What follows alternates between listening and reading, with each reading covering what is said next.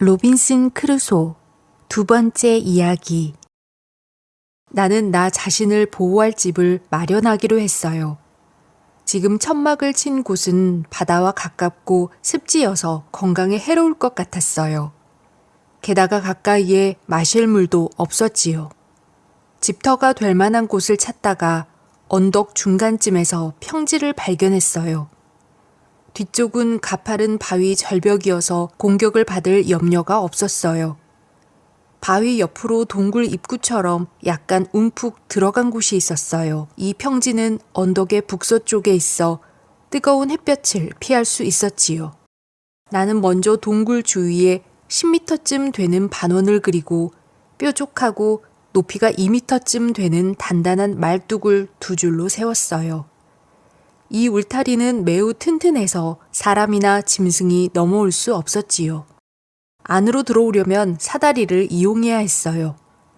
사다리를 거두어들이면 아무도 침범할 수 없는 요새가 되었지요.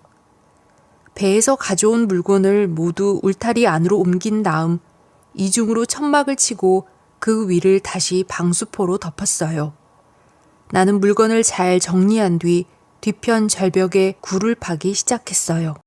그리하여 천막 뒤에 창고처럼 쓸 수 있는 공간이 생겼지요. 일을 하는 틈틈이 매일 한 번씩 총을 들고 나가 사냥을 하거나 이 섬에 어떤 것들이 사는지 살펴보았어요. 사냥을 처음 발견했을 때는 매우 기뻤어요.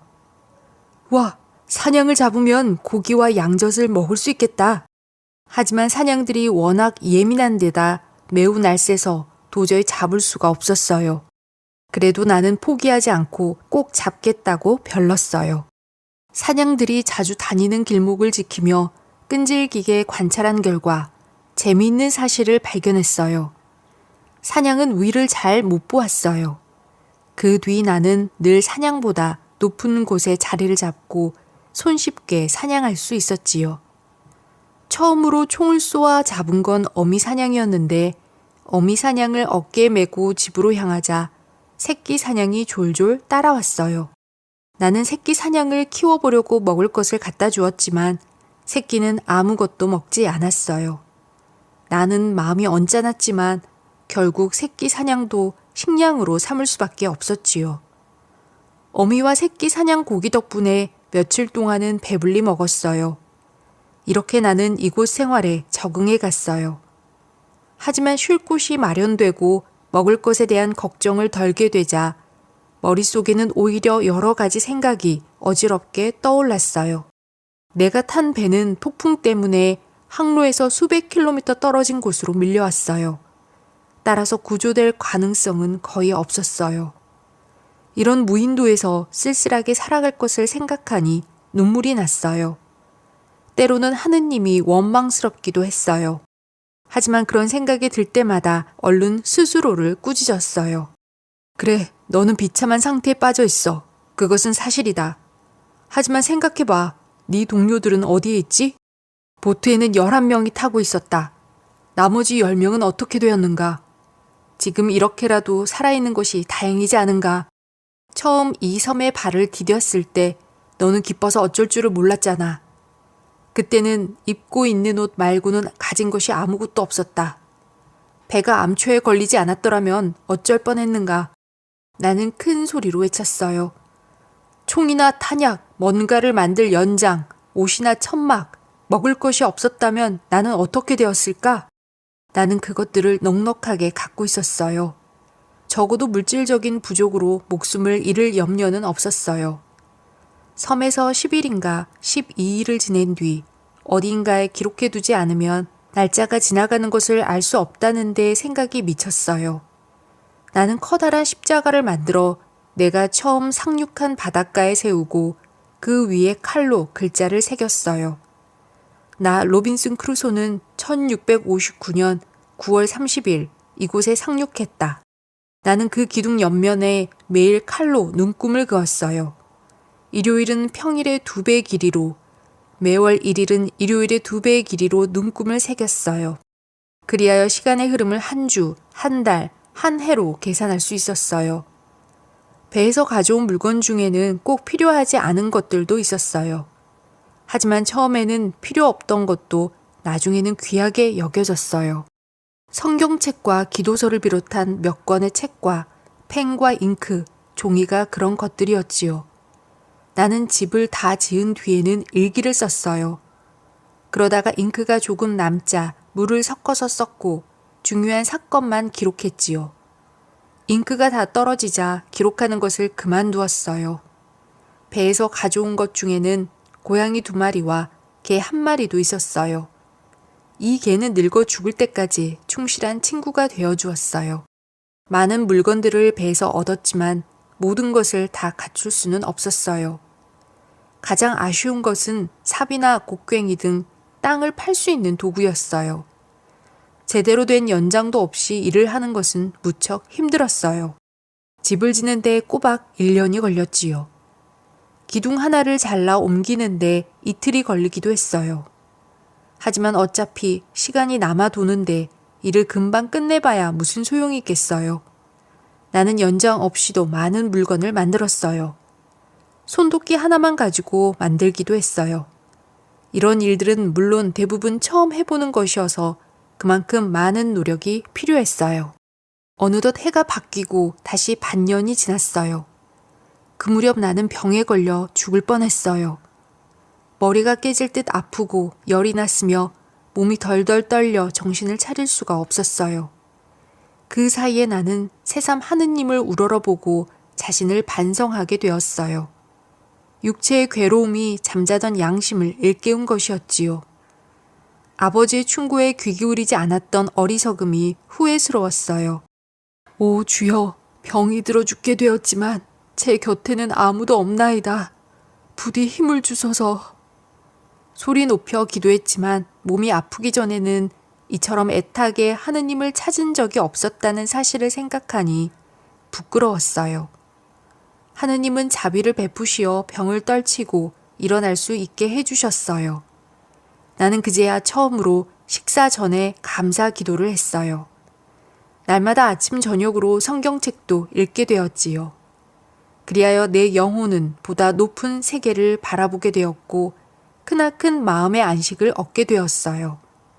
알아 누운 지 보름이 지난 7월 4일에야 비로소 밖으로 나가 조금씩 걸을 수 있게 되었어요. 그동안 내 몸은 많이 쇠약해졌어요. 나는 꾸준히 몸을 움직이며 건강을 되찾기 위해 노력했어요. 섬에 온 지 10달이 지났지만 구조될 가능성은 전혀 없어 보였어요. 나는 내가 이 섬에 발을 디딘 최초의 인간이라고 생각하게 되었어요. 그러자 이 섬을 샅샅이 살펴봐야겠다는 생각이 들었어요. 이 탐험은 아주 소중한 발견으로 이어졌어요. 섬에는 포도와 라임, 레몬 등 과일이 풍부했어요. 포도는 말리고 라임과 레몬 열매는 저장해 두었다가 즙을 물에 타서 마셨어요. 나는 과일이 열리는 계곡이 마음에 들었어요. 곧 거기에 오두막을 짓고 울타리를 쳐서 별장을 만들었어요. 나는 별장에 가끔 들러 편히 쉬었어요. 뜻하지 않은 발견은 또 있었어요. 어느 날 집 울타리 밑에서 파릇파릇한 새싹이 돋아난 것을 보았어요. 처음에는 그저 풀이 돋나 보다 하고 별 관심을 기울이지 않았어요. 그런데 얼마 후 파랗게 팬 보리이삭을 보고 나는 깜짝 놀랐어요. 나는 이것을 하느님이 베푸신 기적이라고 여겼어요. 보리는 집 근처를 제외한 섬의 다른 곳에서는 전혀 볼 수 없었어요. 얼마 후 문득 울타리 옆에서 곡식 부스러기만 남은 자루를 털어버린 일이 생각났어요. 그러자 처음의 감동은 시들해졌어요. 하지만 그 몇 알의 씨앗을 싹 틔운 것은 하느님이 하신 일이었지요. 울타리 옆 그늘에 버리게 한 것도 하느님의 가르침이었어요. 다른 곳에 버렸다면 싹이 트기는커녕 햇볕에 말라버렸을 거예요. 나는 보리 이삭을 조심스럽게 거두어 한 알 한 알 소중히 보관했어요. 그리고 빵을 만들 만큼 많이 수확할 때까지 계속 심기로 했어요. 이 보리로 빵을 만들어 먹기까지는 그로부터 4년이 걸렸어요. 그렇게 된 데는 씨를 뿌릴 시기를 제대로 맞추지 못한 탓이 컸어요. 이 섬의 일년은 유럽처럼 여름과 겨울로 나뉘는 것이 아니라 우기와 건기로 나뉜다는 것을 깨닫기까지 2, 3년이 걸렸지요. 마땅한 연장 없이 농사를 짓는 것도 쉽지 않았지만 곡식을 손질하여 빵으로 만드는 것도 문제였어요. 이삭에서 나달을 떼어내는 것부터 나달을 가루로 빻는 것, 가루를 체에 거르고 반죽을 하여 굽는 것 등 모든 과정이 어려웠어요. 비가 오는 우기에는 미리 식량을 준비해 놓고 집안에서 지냈어요. 집안에서 지내는 동안에도 여러 가지 일을 했어요. 그 중에서 가장 만족스러운 것은 바구니와 질그릇을 만드는 것이었지요. 앵무새에게 말을 가르치는 것도 재미있었어요. 나는 숲에서 잡아온 앵무새에게 폴이라는 이름을 붙여주었어요. 폴은 자기 이름은 곧 알아들었지만 내 이름을 부르는 데에는 몇 년이 걸렸어요. 폴이 예쁜 목소리로 로빈슨! 하고 내 이름을 불렀을 때 폴을 껴안고 춤이라도 추고 싶었어요. 이 섬에서 내 이름을 부르는 걸 처음 들었으니까요. 언제부턴가 나는 배를 하나 만들어야겠다고 마음먹게 되었어요. 고민 끝에 열대지방의 원주민들이 이용하는 간단한 형태의 통나무 배를 만들기로 했어요. 숲에서 커다란 나무를 찾아 겉을 보트처럼 깎아 다듬고 안을 태우거나 파내면 그럴듯한 배를 만들 수 있을 것 같았어요. 하지만 나는 배를 타고 바다에 나간다는 생각에 푹 빠져 큰 실수를 저질렀어요. 완성된 배를 어떻게 바닷가까지 끌고 가 띄울 것인가를 미리 생각해 놓지 않은 거예요. 우선 만들어 놓고 보자. 그러고 나면 어떻게든 길이 생기겠지. 나는 이런 바보 같은 생각으로 일을 시작했던 거예요. 숲에서 고른 커다란 나무를 쓰러뜨리는 데만도 20일이 걸렸어요. 그리고 격가지들을 쳐내는데 다시 40일이 걸렸어요. 그동안의 노력은 이루 말할 수 없을 정도였어요. 나무의 겉모양을 배처럼 깎는데 한 달, 나무 속을 파내는데 무려 석 달이 걸렸어요. 오직 나무로 만든 망치와 끌을 이용해서 이루어낸 결과였어요. 마침내 20명이 탈 수 있을 정도의 통나무 배가 완성되었어요. 이제 이 배를 바다로 밀고 가는 일만 남았지요. 하지만 이번에도 나의 모든 노력이 물거품이 될 줄이야. 배에서 바다까지는 불과 100m 정도밖에 떨어져 있지 않았어요. 하지만 그 사이의 땅이 야트막하게 도드라진 것이 첫 번째 문제였어요. 나는 땅을 파내어 내리막으로 만들기로 하고 공사를 시작했어요. 힘든 작업이었지만 배와 바다 사이의 땅을 내리막으로 만드는데 성공했어요. 그래도 문제는 여전히 남아 있었어요. 배가 너무 무거워 혼자 힘으로는 도저히 움직일 수 없었던 거예요. 나는 배를 옮기는 대신 운하를 파서 바닷물을 끌어오기로 했어요. 이번에는 일을 시작하기 전에 먼저 땅을 얼마나 깊고 넓게 파내야 할지 계산해 보았어요. 결과는 절망적이었어요. 혼자 힘으로 그 공사를 마치려면 적어도 10년에서 12년이 걸린다는 답이 나온 거예요. 더구나 지대가 높은 바닷가 쪽은 적어도 6m 이상의 깊이로 땅을 파야 했어요. 이 일로 나는 깊은 절망에 빠졌어요. 아울러 너무 늦긴 했지만 어떤 일이든 시작하기 전에 스스로의 능력을 가늠해 보아야 한다는 소중한 깨달음을 얻었지요. 내가 이 섬에 온 지도 4년이 지났어요. 이제 괴로움과 불안은 사라지고 오히려 전보다 더 경건하고 평화로워졌어요. 사람들이 사는 세상은 예전에 내가 살았던 곳일 뿐 지금의 나와는 아무 상관없는 곳이었어요. 생활하는 데 필요한 것은 모두 가지고 있으니 더 탐내지도 않았어요. 나는 이 섬의 주인일 뿐만 아니라 이 나라의 왕이라 해도 이상할 것은 없었지요. 적도 없고 나의 지위를 노릴 경쟁자도 없었어요. 마음만 먹으면 얼마든지 많은 곡식을 재배할 수도 있었지만 욕심내지 않았어요. 사냥이나 거북, 새 등 사냥감도 넉넉하여 필요할 때 잡기만 하면 되었어요. 목재도 풍부했고 건포도와 포도주를 만들 수 있는 포도와 그 밖의 과일들도 풍성했어요. 나는 식사 때마다 하느님의 은혜를 찬양했어요. 그리고 신하들을 거느리고 왕처럼 식사했어요. 가장 총애하는 신하는 앵무새 폴이에요. 폴은 내게 말을 걸 수 있는 유일한 존재이지요. 나의 오랜 버신 개는 늙고 병들었지만 여전히 내 오른쪽에 앉았어요. 그리고 고양이 2마리가 식탁 양쪽에 마주보고 앉아서 내가 던져줄 음식을 기다렸지요. 이 고양이들은 처음 데려왔던 고양이의 자손들이에요. 내 생활은 이처럼 풍족했고 함께 어울릴 이웃이 없다는 점을 빼면 아쉬울 것이 없었어요. 늘 혼자이니 옷을 꼭 입을 필요는 없었지만 벌거벗고 있을 수도 없었어요. 따갑게 내리쬐는 적도의 태양열 때문이었지요. 낡고 해졌어도 옷을 입는 것이 햇빛을 가리는 데 도움이 되었어요. 나는 목수나 농부 역할은 그럭저럭 했지만 재봉사 역할은 정말 힘들었어요.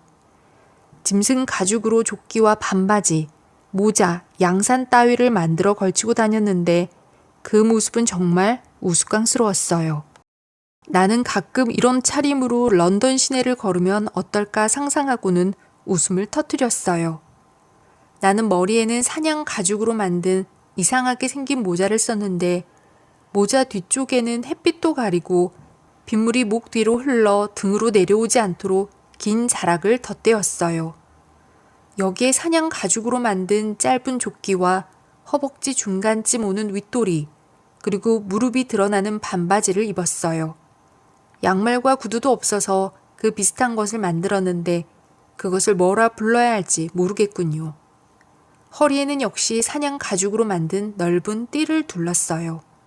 이 띠의 양옆에 칼을 찰 수 있게 만들었지만 대개는 칼 대신 조그만 톱과 손도끼가 매달려 있었어요. 왼쪽 옆구리에는 화약과 탄환이 든 가죽 주머니를 매달았고 등에는 바구니를 짊어졌어요. 그리고 우스꽝스러운 가죽 양산을 머리 위로 받쳐들었어요. 양산은 보기에는 우스꽝스러웠지만 총 다음으로 필요한 물건이었어요. 양산을 폈다 접었다 할 수 있게 만들기까지 얼마나 많은 노력과 시간이 들었는지 몰라요. 수염은 한때 30cm 가까이 자랐지만 배에서 가져온 가위와 면도칼 덕분에 깨끗이 깎을 수 있었지요. 사실 내 차림새를 보는 사람이 없으니 어떤 모습을 하고 다니든 그다지 신경이 쓰이진 않았어요. 나로서는 일단 편한 것이 우선이었지요. 아무튼 나는 이런 차림으로 섬 곳곳을 돌아다니며 지난번의 실패를 교훈 삼아 작은 쪽배를 만들어 두었어요.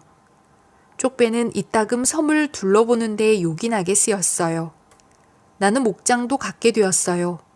화약이 차츰 떨어져 가서 사냥을 잡을 방법을 고민하다가 내린 결정이었어요.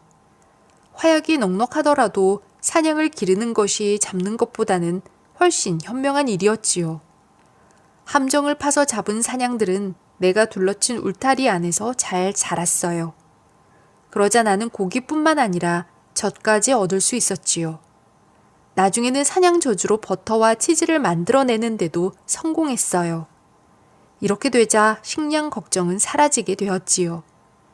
이제 나는 집과 별장은 물론 농장과 목장까지 생겼어요.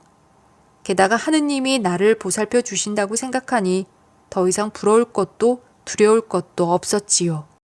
어느 날 점심 무렵 바닷가를 거닐던 나는 모래 위에 뚜렷이 찍힌 사람 발자국을 발견하고 깜짝 놀랐어요.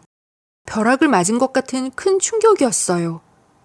혹시 근처에 누가 있는 게 아닐까 해서 귀를 기울여 보고 높은 데 올라가 주위를 살피기도 했지만 아무것도 발견하지 못했어요. 나는 두려움에 떨며 황급히 집으로 돌아왔어요. 집안에서도 나는 여전히 불안에 떨었어요. 바람결에 흔들리는 나뭇잎이나 작은 짐승이 바스락대는 소리만 들려도 무서웠어요. 밤새 한잠도 못 자고 머릿속에는 온갖 생각이 어지럽게 떠올랐어요. 혹시 악마가 장난을 친 건 아닐까 하는 생각이 들기도 했어요. 나는 발자국이 맞은편 대륙에 사는 야만인들의 것이라고 생각했어요.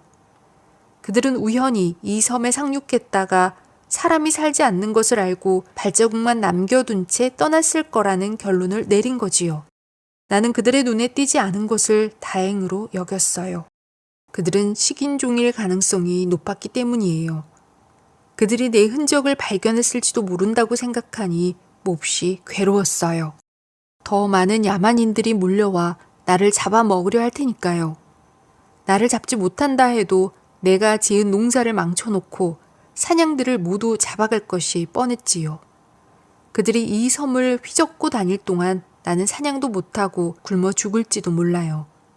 나는 당장에 먹을 것만으로 만족했던 그동안의 생활을 후회했어요.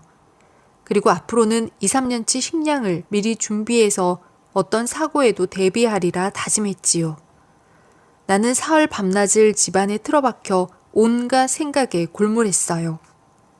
처음에는 하느님이 지금의 이 소박한 생활마저 앗아가시려는 게 아닌가 생각하고 그나마 있던 신앙심마저 버릴 뻔했어요.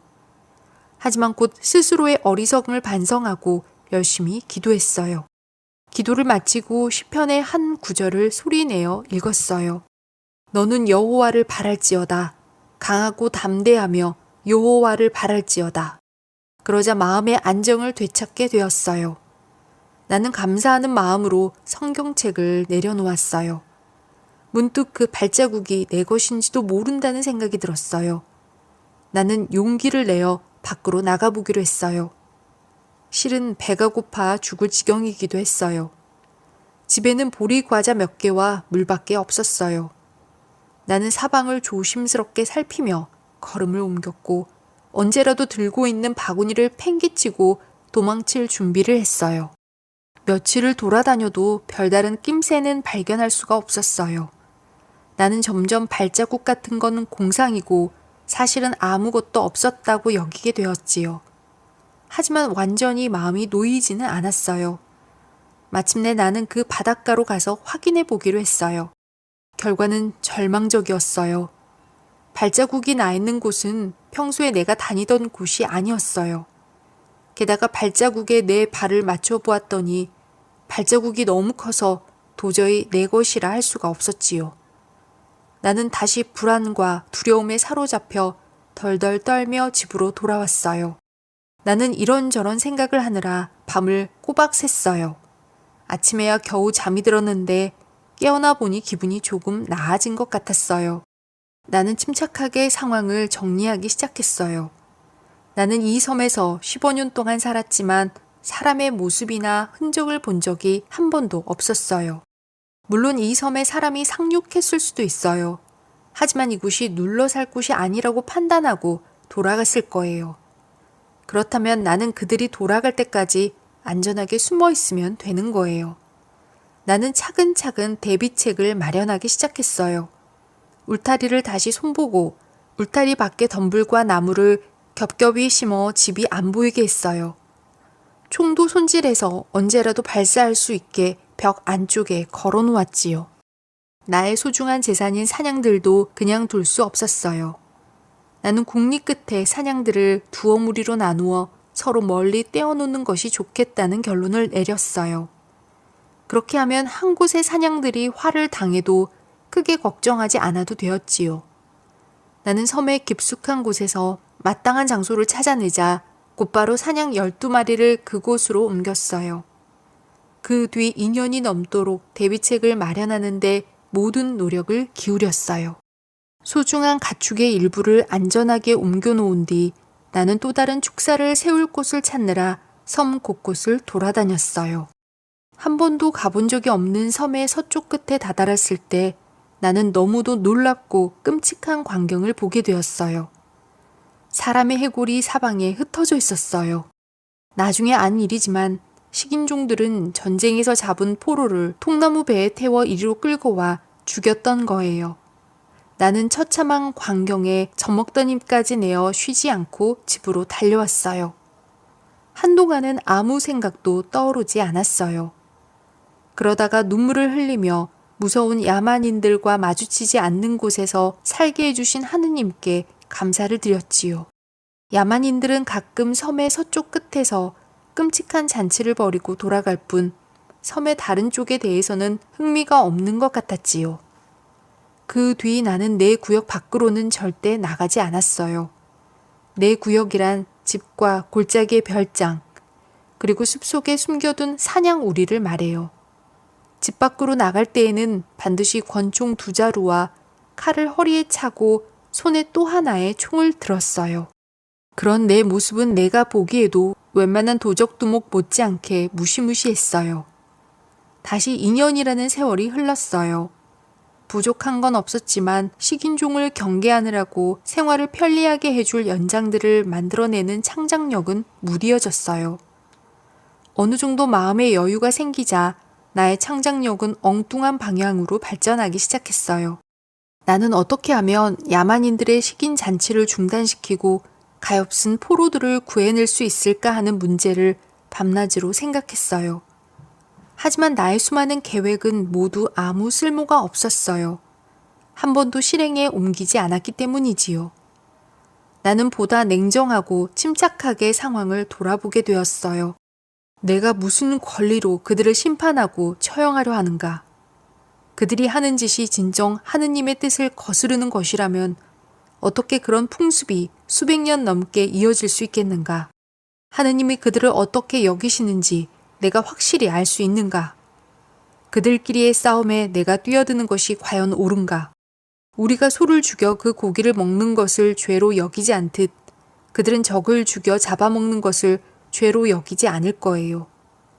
기독교인들도 전투에서 잡은 포로들을 곧잘 사형에 처하고 때로는 무기를 버리고 항복하는 상대를 죽이기도 하지요. 게다가 저 야만인들은 내게 아무런 해도 끼치지 않았어요. 고민 끝에 야만인을 공격하는 것은 옳지 않다는 결론을 내렸어요. 내게 아무런 해를 끼치지 않은 사람을 죽인다는 것은 고의적인 살인 행위와 다를 바가 없었지요. 나는 더 이상 그 문제로 고민하지 않기로 했어요. 나는 겸허한 마음으로 하느님께 감사를 드리며 다만 그들과 마주치지 않기만을 간절히 기도했어요. 내 생활은 다시 평온을 되찾았어요. 몇 차례 어려운 시기가 있었지만 세월은 쉬지 않고 흘러갔어요. 내가 이 외로운 섬에 발을 들여놓은 지 25년째 되던 해 6월, 결코 마주치고 싶지 않았던 야만인과 마주치게 되었어요. 어느 날 아침 나는 통나무 배 5척이 섬을 향해 다가오는 것을 보았어요. 그들은 평소처럼 섬의 반대쪽이 아니라 내 집이 있는 해안에 상륙했어요. 나는 망원경으로 그들을 관찰했어요. 야만인들은 30명 남짓이었는데 그들은 불을 피워놓고 춤을 추고 있었어요. 곧이어 두 사내가 불 쪽으로 끌려가는 모습이 보였어요. 그중 하나가 나무칼 같은 것에 맞아 쓰러지자 다음 차례인 사내가 도망치기 시작했어요. 그는 엄청난 속도로 곧장 내 집이 있는 쪽으로 달려왔어요. 3명이 따라왔지만 도망치는 사내의 뜀박질은 무척 빨라서 그들을 쉽게 따돌렸어요. 결론부터 말하면 나는 뒤쫓던 야만인들을 죽이고 그를 구해냈어요. 그는 내 앞에 무릎을 꿇고 내 발을 자신의 머리 위에 올려놓고 나를 생명의 은인이자 주인으로 섬기겠다고 맹세했어요. 그는 늘씬하고 잘생긴 청년이었는데 26살쯤 되어 보였어요. 나는 그에게 프라이데이라는 이름을 지어주었지요. 그가 구조를 받은 날이 금요일이었기 때문이에요. 나는 그에게 영어를 가르치고 하느님의 말씀을 전했어요. 프라이데이는 영리해서 영어를 금방 익혔고 나보다 믿음이 깊은 기독교인이 되었어요. 프라이데이처럼 믿음직하고 충실한 사내는 없을 거예요. 프라이데이와 함께한 3년은 내 삶에서 가장 행복한 때였어요. 어느 날 뜻밖에도 영국 배가 닻을 내린 모습이 보였어요. 항해 중에 반란을 일으킨 영국 배의 선원들이 선장과 항해사 그리고 한 명의 승객을 버리고 가려고 나의 섬에 배를 댄 거예요. 나는 프라이데이와 함께 그들을 구출하고 반란을 일으킨 악당들을 물리쳤어요. 1686년 12월 19일 나는 그 배를 타고 섬을 떠났어요. 이 섬에 온 지 27년 2개월 만의 일이었지요. 나는 곧바로 영국으로 돌아가지는 않았어요. 오랜 항해 끝에 영국에 도착한 것은 1687년 6월 11일이었어요. 35년 만에 돌아간 고향에서 나는 이방인이나 마찬가지였어요. 부모님은 오래전에 돌아가셨고 남은 가족이라고는 두 누이 동생과 남동생의 두 아들뿐이었어요. 하지만 나의 모험과 방랑은 여기서 끝난 것이 아니었어요. 나는 1694년에 내가 살던 섬을 다시 방문하기도 했고 그 뒤 10여 년간 수많은 모험과 놀라운 사건들을 경험했어요. 언젠가는 여러분도 내 이야기를 모두 듣게 될 거예요. 더 많은 이야기가 궁금하다면 구독 버튼을 눌러 친구가 되어주세요.